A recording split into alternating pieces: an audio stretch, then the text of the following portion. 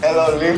Hello. It was a pleasure to have you here with us tonight. Yeah, it was a really strange experience for me, but I'm happy to be here, and yeah, it was I fun. hope you enjoyed also because we had a lot of fun with it. Yeah, but the people have to understand that there is people watching us here. Yeah, indeed. Yeah. It's like a weird. Yeah, it's like a bit weird, but Yeah, but you can say hi to hello.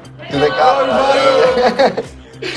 So we gathered some questions from fans and clubbers for you, and the first one is where are you from and how many years are you involved with electronic music? So originally I'm from France. I'm French. Friends. I was raised in south of France, close to Avignon. It's a small city up from Marseille, north from Marseille. Now I'm living in Zurich. I've been living in Geneva for over 15 years, and I just moved to Zurich 4 months ago now. And I'm DJing and producing music since 15 years now. 15 years now. It's so much time. Like Oh my God! Yeah, I'm so old. Thank you very much. Yeah. No, like, you are doing from very young age to say this. It's No, like 15 years. I'm not that young anymore. I'm 39, and I started really to do this professionally since 2004. When did you start producing also? It was 15 years you started DJing, so producing came It's after? difficult to know when I started really to produce, because I started, it was a long process to get to be a DJ back then, and first I was involved into the rave scene in south of France. I started to buy vinyls, buy my first decks, having like little jobs.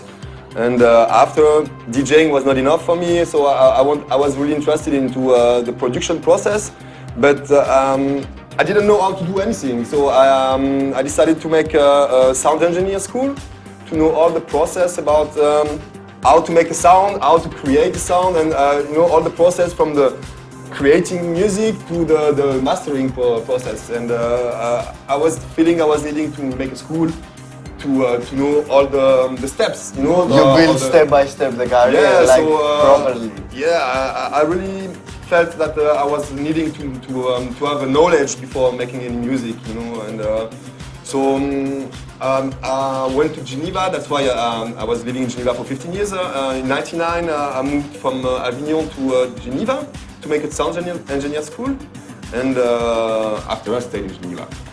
And all stories started like that. So when did you release your first record?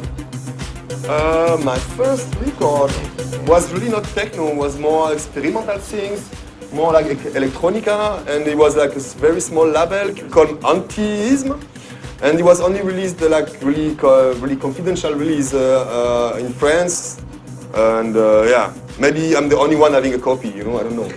And after my really first like more serious release, like techno things, was on Mental Groove.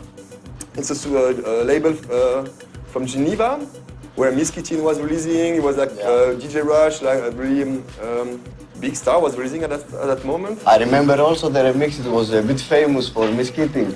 It was. Yeah, but that was really later. That was because you're a bit younger than me. But what I'm talking about is like prehistory, And the very first release, more techno, was on Cadenza. I did the Cadenza number 3 because I was friends with Luciano. That was the beginning of Cadenza. I was friends with Luciano and Quenom at that moment, and that's how all this techno house things started for me. Yeah, I'm feeling like you were talking like about prehistory, like last century. Yeah, and it's so crazy because now all of that labels are so big, so you have the past like you remember. Yeah, and even the story of Cadenza is kind of nice because the Cadenza 1, it was from Luciano and Quenom, and nobody wanted to release this record. Perlon, Minus, all this label, nobody wanted to release this record. That's why Luciano said, okay, let's start a label. Yeah, and it was like such a big hit, and that's how all this started. But this started like really like small like that, and that's the funny thing. That now you see like, how big Luciano was. It's very crazy story about Cadenza and the whole releasing things. So What was the most difficult aspect in your career so far? That you think? You mean in the whole career that you have until now, it was the most difficult? You know, the living from the music is not like a safe job.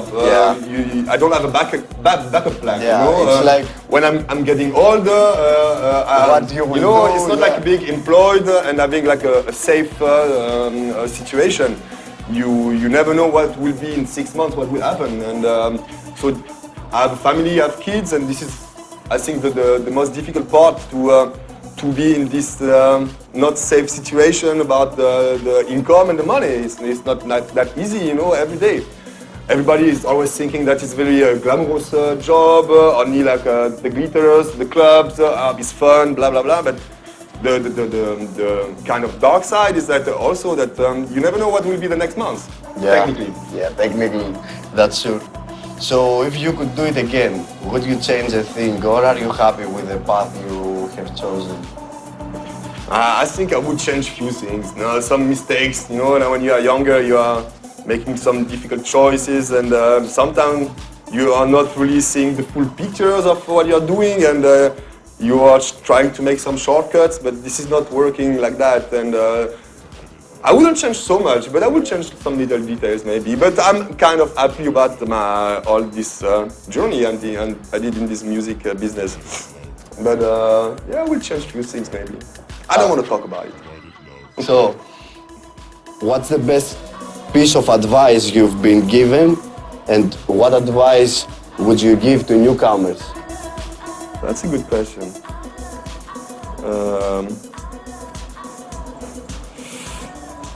For a long time, there was Luciano who had like on his MySpace. You remember MySpace? Yeah. You know, it was a long time ago now, and everybody forgot about it. And there was a part of MySpace page where you had to make like a short biography, and this was he was putting like just a man who had a dream and went for it. And I think it's a good resume, and just following, if you love something, it's like really basic things to say, but really if you trust and if you love something, you have to do it, and the goal to try to do it. Like follow your dreams. Yeah, follow your dreams, and be honest with yourself. I mean, it sounds like really like a boring answer, but Wow, that's it's not really boring. the thing, and never try to fake anything, because if you fake it, it's not working. Yeah. I mean, I would love to make like a big EDM hit, like and sell as much records as David Guetta. I tried, Or actually. everyone will But be you know amazing, what? but- You have to love this music to do a hit, and you can fake it. You know, all the music I'm doing is things that I really love, and of course sometimes there is maybe some people making compromise, but I think it's something that you pay one day or another. You know, I think it's being honest, and if you love something, go for it. You know. Yeah. Don't think about other details. Don't think anything, Yeah. just and go don't for think it. too much. Yeah, this is don't- dangerous. Just, don't Yeah. think, just go and take it. Well, think a bit, anyway. Yeah, just make a little bit story. So, what would be your short list of dream collaborations? For example, to your next releases. Oh yeah, but we're gonna have this like that. Yeah, just let me know about 3 of them. The best that you love. Yeah, since you know when I really discovered electronic music, Laurent Garnier for me is a big, huge inspiration, and for me he's a free artist. Even his productions is really a model for me, and I think it's the same for a lot of producer and DJ like me, that Laurent Garnier has like really an amazing career. Is there anything specific that you like at Garnier's career? No, I love all. All, everything. It's I think the all package. The This guy package is of- such an inspiration for me, and even you know all his sets, he can play drum and bass in the middle of his set for playing for 10 hours or maybe more. And his production has been going from techno to really more experimental things. Yeah. He's a free soul, and I respect this a lot. And that's at my level I try to do. He's an artist, like really. Laurent Garnier is like, he can do please, everything. my God. What are the biggest challenges that DJs, producers are facing today? To last. Yeah. to last, to stay over the years. It's easy to stay for 1 or 2 years, and then so many artists just arrive, make a big hit, and then you never hear about them anymore. Yeah. I think this is the most difficult to last in the time. Yeah. And to try to reinvent yourself a bit, and yeah, that's a challenge from every day as a producer, as a DJ, to not stay blocked. Because maybe if you feel that there is a success in that way, maybe at one moment what you're producing is really successful. Yeah, and the next. And the problem that you can make this recipe and make it work always, but at one point people will see that you always do the same. Yeah. And the point is to always try to reinvent yourself and to find new paths. And to explore more new paths. Sometimes it's not working always, but Yeah. I think this is the biggest challenge as an artist always. So when you sit down and record, do you already have a visual idea in mind, or it develops in the process? No, I never have a proper idea about how a track will be when I start. I said oftenly in interviews that I'm having a very empirical process in my work. I can start, it could be like a melody at the beginning, and then after it's just like one sound is bringing me to the next one, and sometimes I can start with a beat, and I just let the flow going, and sometimes sometimes I'm surprised that where I've been going, and from the first idea I was having at the beginning, and so this is also the beauty of it. Yeah. I would love also, that to wake up in the morning and say, okay, this track will be like that, and to have It's like interesting the perfect to plan explore. of it, but it's never happening like that. For me, actually, it's not working like that. It's really hard work, and every sound is bringing me to the next one, and sometimes I trash things, I say, no, it's not going in the right direction, and sometimes there is a super idea, say, okay, but then you trashed all the rest. Yes, yes. It's I don't know, I have no rules, really. You are going and you are doing it. Yeah, it has to make me dance. This is the best way to do, I feel. Yeah. So, which software are you using for making your music? I used to have like a really big studio in the past because after my sound engineer studies, I was working in a big music shop where selling a lot of analog gears and synths and everything for the producers. So for a long time I was really a freak so I was having a big studio, but I got my kids and I got twins, and it was really a lot of work as a dad and as a family, and I was finding less and less time to go to the studio, so I started to sell everything because it was making no sense to keep this in the studio and taking the dust over it, and I prefer to sell it so that other producers can use them. So I started to have to work with a really small setup at home, with a computer, like a keyboard, few controllers, and a lot of plugins and softwares. Ableton. I'm using a lot the Waves plugin. You are getting through everything from analog equipment to VST. Yeah, a lot of people will think that maybe I'm crazy that I sold because I really had like a big collection of synths and stuff. But I'm not a geek. What is important for me is the music, not the way you do it. And now I'm working with really a small setup, Ableton, a lot of plugins, and over the years I've been collecting really a big sound bank that I was sampling on synths or stuff like that, and so yeah, that's the way I'm working. Nothing much, Very good way to do this. Yeah.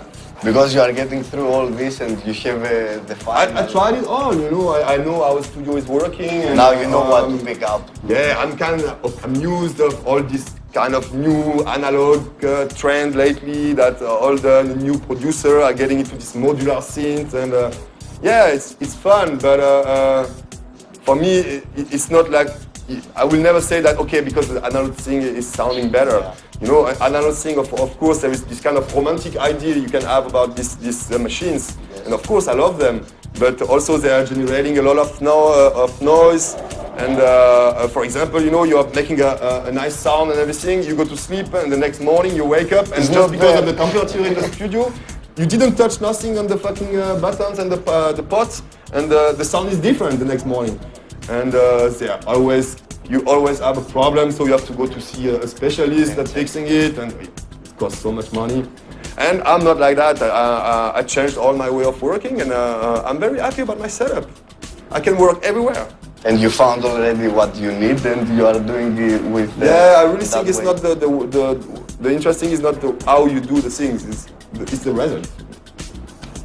But on top of that, also have the chance to work with a really amazing mastering studio that is a friend, and so he has like really That's expensive very and the important best gears you can find, like for I don't know for how many 100,000 euro, and I will never reach the equipment he has. So actually I go to mix everything in his studio. It's Cadisi with mastering, and it's Lad I work with, and so yeah, I just found my way of working, and it's good for me like that. The best way to do is like that, man. Yeah, it's not the best, it's my way. It's your way to This do. is my You way, found it works, so This is you are my going way. with it. Oh my Yeah. God. Crazy what I'm saying. So, what's your upcoming release and which label is? Sorry? What's your upcoming releases and which labels? Upcoming release, I have a remix I did for Andreas and ID, Yeah. which is from here. Andreas from the And we release it on Bedrock on the 4th of July. And this is very big. Bedrock. Bedrock, yeah. John, it was a nice story because and ID sent me some tracks, and in the middle of these tracks there was one track I was really loving, and I said, okay, can I make a remix? So he said, yeah, do it. And after that, somehow after releasing so much things on Mobile, he said, maybe I would love to release it on another label, and I sent it to John, and the next day. I was on Facebook, and there was a video from John, and I checked the video, and he was playing my remix. Wow. And John, after that, he said, yeah, it's a monster. I said, do you want to release it? He said, yes. Just take it. So that's very interesting. And after that, I have nothing planned.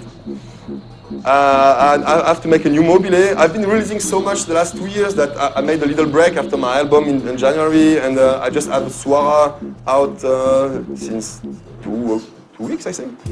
So I was releasing so much the last years, and Cocoon, Constant Rebels, Mobile, that I wanted to make a break. Also, I was getting in the studio and nothing was getting out. You know, at one point you need to stop and to do some of the things. Take your time. And if you force it, it's not good. it's not there. Yeah. So now I have to do it, some things, but it's difficult. I'm kind of lazy, I have to admit. But you will But find a way. I will find a always way. know. I will find a way. It's like I this. have to. And I was about to ask you about Suara release you did. It was how did your last collaboration with Sab came up? Oh, he moved also to Zurich, and I was moving also to Zurich more or less at the same time, and we have some friends in common in Zurich. And it was just like, okay, what are you doing today? And I have like a track I started that was not finished. So I sent him to him, so he added some stuff, then he sent it back, and then after he had the track I liked, and he sent it to me, and it was really a natural, easy thing to do. This one, it was Condor one. Well, that's yeah, right? yeah, and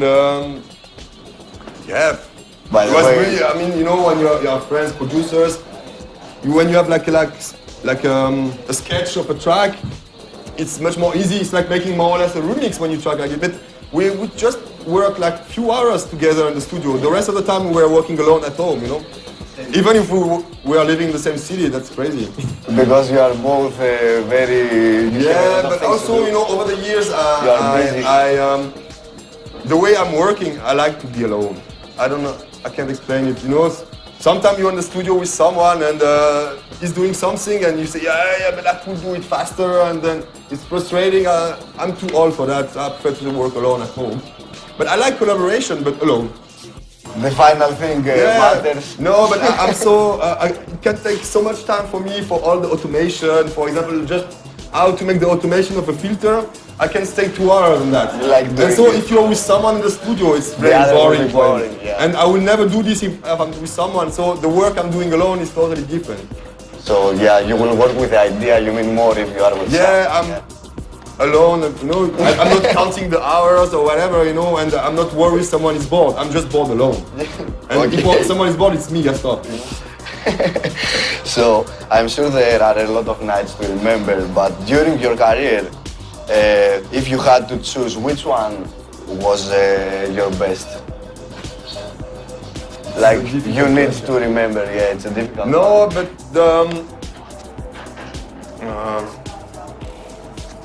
the night my kids born. That was the best night in my life. That's the best answer that I ever had at this event, so it's very special event. No, really, I could say so many parties, but that were amazing, but they will never reach the moment that my kids arrived. So, that's great. It was an easy answer, sorry, I was like...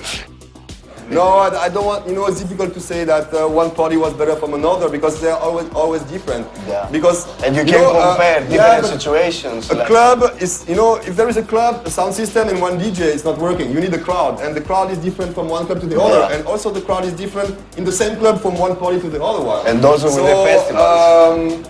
Sometimes you just feel some feelings totally different from one party to the other. But I remember crying sometimes playing some tracks, and to see the reaction of the people, it's really something really emotional to please people playing. And also there is like all this energy when a big dance floor is all together. And I don't want to say one part in particular. I think for me, I just the whole picture. Every good party is just one more in my life, and this is the whole story. It's like a puzzle that Yeah, it's a puzzle. I hope it's the big one. I don't want to stop, I don't want to finish it. The ones with a lot of pieces. So, what's your plans for the future? What's your next goal? My next goal? My next goal? I want a daughter. That's also... I want a daughter. I have 2 boys, I want a daughter now. This amazing man, you have a point in the family and that... Then after, I'm okay. Yeah, and after you let the music speak. Yeah, and after I retire, in the desert Iceland with the family and I stop the music. No, I will never stop. No, and for my music, I just want to keep going and do the music I like and keep going what I'm doing now. I mean, as I told you, I went really more far than expected, and I want to keep this working. Keep the horizons open and get the... Yeah, that's a nice life. And I told you, it's like sometimes not that always funny, but I like it. It was very interesting, my life. man. Everything you said was very interesting, and thank you so much for your time, for your set. You're welcome. Everything was amazing. It was a big pleasure. My big pleasure. Guys, I hope you enjoy also.